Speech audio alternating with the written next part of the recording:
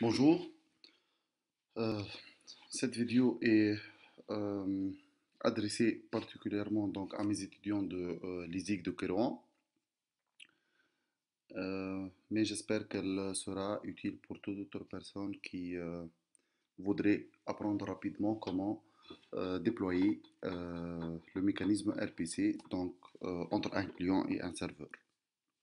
Donc, nous avons vu en cours comment fonctionne RPC, donc, et nous avons vu que c'est particulièrement basé sur deux composantes logicielles, l'un s'appelle serveur et l'autre serveur client, et que vont communiquer selon le méthode d'appel de procédure distante, ce qu'on appelle RPC comme Remote Procedure Call. Donc, nous avons nous allons là voir comment mettre en pratique, comment déployer un service RPC. Pour cela, on va commencer par voir donc un service qui s'appelle calcul addition. On va voir comment mettre en place un service, une fonction qui s'appelle calcul addition et que nous allons appeler à distance. Donc, le fichier s'appelle, donc pour mettre en place un service, il faut passer par un fichier dont l'extension est généralement .x et l'appel de ces fonctions suit l'appellation, donc suit la syntaxe de l'interface Declaration Language, ce qu'on appelle IDL. Donc c'est un langage qui ressemble beaucoup au langage C, mais qui n'est pas vraiment du C. Donc là, comme vous pouvez le voir, donc tout ça, ça ressemble au langage C normal que nous connaissons, mais là, c'est pas réellement donc du langage C. Donc, nous avons un programme qui s'appelle Calcul, qui est en version 1 et qui offre, ce qui nous intéresse là, qui offre entre autres, donc un programme qui s'appelle Calcul Addition. Ce programme-là prend data et renvoie réponse. Pourquoi data et pourquoi réponse? Pour data, en fait, c'est donc si nous voyons le type data, c'est le type, donc c'est une structure qui comprend deux entiers qu'on passe en argument. Donc, en fait, les fonctions RPC ne prennent que un seul paramètre et qui va être passé par valeur et non pas par adresse. Du coup, si nous avons à faire une fonction qui prend au moins deux arguments, nous allons devoir donc regrouper tous les arguments dans une structure. Donc ça, en ce qui concerne la déclaration de la procédure distante. La réponse, donc, on va calculer une somme, donc nous allons renvoyer un entier qui s'appelle somme, mais nous allons encapsuler ça dans une structure. Pourquoi?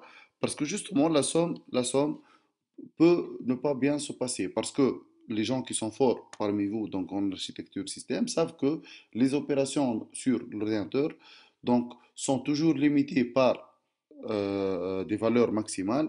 Donc, on ne doit pas dépasser un certain seuil donc euh, euh, donc dans les additions.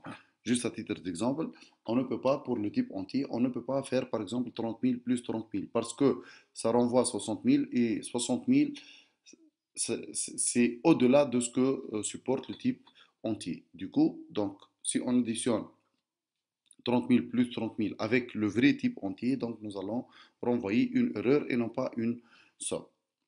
Ceci dit, donc, en fait, ce fichier, c'est le fichier le plus critique quand on va mettre en place euh, une fonction RPC. Parce que tout le reste va être facile et va être la conséquence donc de ce fichier-là. Donc si ce fichier est mal déclaré ou bien mal conçu, donc il faut s'attendre à beaucoup de difficultés après.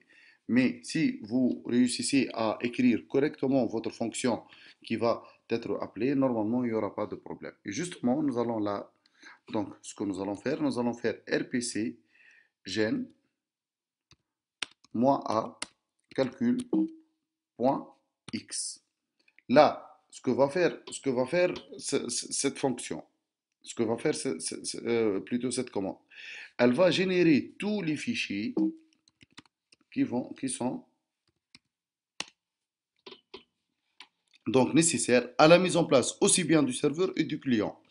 Donc, ce que va générer cette fichier, cette commande, c'est calcul.h, donc le fichier de déclaration de toutes les fonctions que nous allons utiliser aussi bien au serveur ou bien et au client. Ça, c'est les routines du serveur et du client. Ça, c'est le stop serveur et ça, c'est le stop client. Et naturellement, on aura droit à calcul.x, calcul client.c et calcul serveur.c. Alors, sachez que ces quatre fichiers ne sont pas à toucher parce qu'ils vont être générés automatiquement par donc RPC Gen et on n'est pas censé les toucher. Par contre, qu'est-ce qu'on est censé faire? On est censé toucher calcul serveur.c pour mettre le fonctionnement du serveur et on est censé appeler notre fonction qui s'appelle calcul client.c. Et là, je vais vous montrer donc le code de calcul server.c. Donc, sachez que RPCGN va générer toutes donc, les fonctions, mais elles seront vides. Donc, nous, qu'est-ce que nous allons faire? Nous allons implémenter ce code-là qui dit ce que fait notre fonctionnement. Ça ne sera pas généré par RPCGen, ça c'est le code que nous allons mettre et qui va donc implémenter la fonction que nous voulons faire, donc le fonctionnement que nous voulons faire. Là, il s'agit de faire une addition. Peut-être ça, dans un autre TP, on va vous demander, par exemple, ou bien dans un autre projet, on va vous demander de enregistrer dans une base de données ou de faire donc n'importe quel autre travail donc qui nous sera utile. Et là, donc comme vous pouvez naturellement le voir, donc ça c'est notre fonction somme. Je répète encore une fois, ça c'est nous qui l'écrivons et non pas RPC Gen. Mais tout le reste, les structures des fonctions, l'appellation, les paramètres, c'est RPC Gen qui va s'en charger. Donc là, nous avons notre programme serveur. La façon la plus rapide donc de le compiler et de l'exécuter, c'est justement, regardez, je vais exécuter donc c'est la façon la plus rapide. Je compile le stop serveur, le programme serveur et les routines donc au niveau du serveur et ça va me générer donc le serveur pour vérifier. Je fais ls- par exemple RTL, regardez par rapport à la date et tout. Donc mon serveur est bien là. Je vais l'exécuter. Là, donc dès que j'exécute mon serveur, j'ai une fonction calcul addition qui est faite. Après, une fois que calcul addition est faite, comment vérifier donc que elle est bien là et que donc elle fonctionne correctement? Justement, nous avons une commande qui s'appelle rpc info -p et je vais lui dire localhost, ça veut dire le PC local. Regardez là, ça me donne donc c'est les deux dernières lignes. Voilà, j'ai donc ça c'est l'identifiant de mon programme, ça c'est la version, ça c'est le protocole sur lequel fonctionne mon programme et ça c'est le numéro de port utilisé. Et normalement, si mon programme aurait été mieux décrit, donc j'aurais le nom de mon service. Donc, voilà. Là, ce que nous avons fait, je résume jusque-là. Donc, nous avons créé un fichier .x où on a déclaré notre fonction. Nous avons avec rpcgen défini tous les...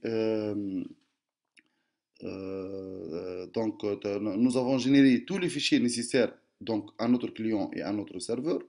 Nous avons modifié le code du serveur. Nous avons compilé le serveur et nous avons exécuté le serveur. Enfin, nous avons vérifié que notre serveur est bien fonctionnel. Il y a aussi donc la commande. En fait, on peut pousser un peu plus donc et dire que rpc info -u localhost et on met le numéro de notre programme. Il va me dire que notre programme est en version 1 et is ready and waiting. Ça veut dire qu'il est prêt et il attend donc les requêtes. Voilà, ça c'est la partie serveur. On va aller maintenant au client. Donc, je rappelle que RPCGen a généré tous les fichiers aussi bien donc serveur que client.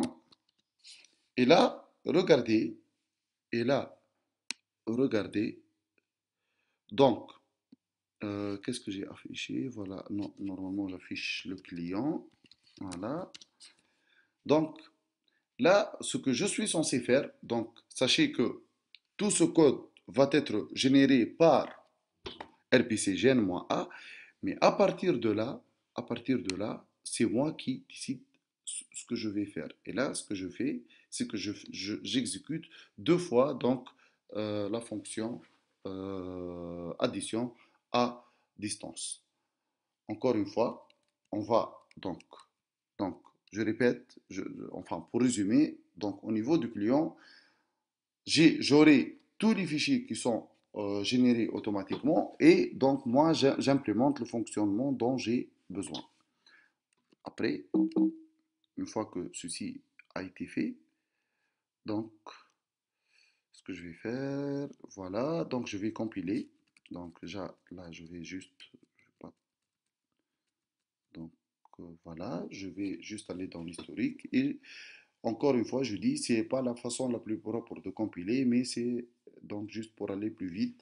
Donc je vais calculer le stop client, les routines et le programme serveur, donc le programme client que j'exécute, donc que je vais exécuter. Et là, je vais lui dire client, donc mon programme client, et je vais donner l'adresse IP donc de mon serveur. Et là, regardez, donc comme vous l'avez peut-être remarqué au niveau du code, voilà, regardez, j'ai fait deux additions. D'accord? Les fonctions addition, si on monte un peu plus haut, test addition, ils appellent donc notre fonction calcul addition, qui est une fonction distante. Et là, donc, comme vous pouvez le voir, donc, on fait deux fois une addition. Regardez là, l'addition se passe correctement. Et là, en fait, je dépasse la capacité donc de l'addition. Maintenant, comment être sûr que l'addition s'est faite au niveau donc, du serveur et non pas au niveau du client. Ça veut dire, bon, le code source le dit, mais pour être sûr, je vous propose cette manipulation. Je vais aller, donc, voilà, calcul serveur français. Je vais aller modifier la somme à la main. Donc, pour cela, je vais, quels que soient les entiers que vous allez me donner, je vais renvoyer 6. Donc, voilà,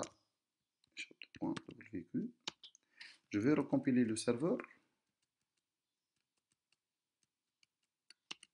Je vais relancer les serveurs.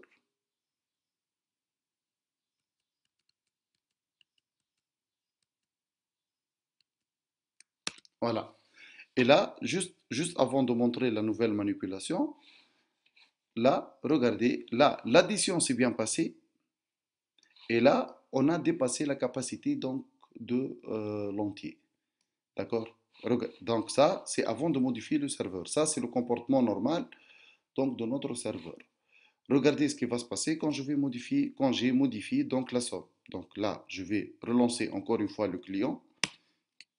Et regardez, là, j'ai donc un comportement qui est différent. Donc là, il me dit deux fois que je dépasse la capacité. Donc, je ne vais pas entrer dans les détails de pourquoi on a dépassé la capacité, mais sachez que quand on a modifié le code source du serveur, le client ne se comporte plus donc de la même façon. Donc, ceci montre que l'addition s'est vraiment faite donc au niveau du serveur.